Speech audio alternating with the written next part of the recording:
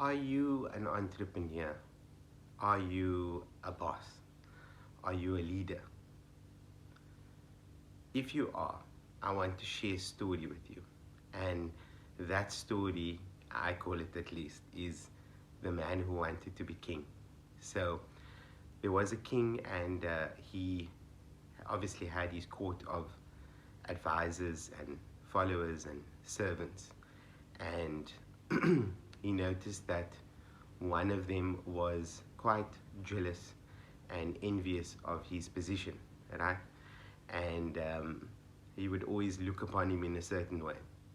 So one night they were having a banquet, and at this banquet, he saw the man observing him, looking at him, and of course we can all imagine what was going on in the man's mind, right? So he called him over, and he asked him, I noticed that you've been looking at me, and I sense that you want to know what it's like to be me, to be in my position of leadership and power and success and station and status. And the man hesitantly confirmed and agreed. And he asked him, I do want to know what it's like to be you.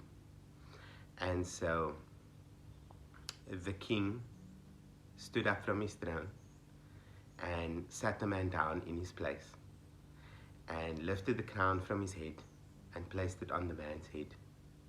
He then went around to the back of the chair of the throne, and he took a hair from his wife's head, right?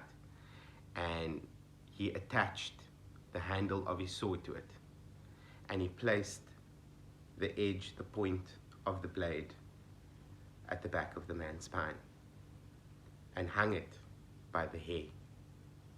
So the man now had the crown on his head and a sword at his neck, hanging by nothing more than a hair. And he said, my dear man, if you want to know what it is like to be king, now you know the feeling. You have the power of the crown and death hanging at your neck. So I'd like to know from you, did the story resonate with you? How did it resonate with you? How is it relevant to some of the challenges that you could be going through right now? And what can you learn from it? Until next time.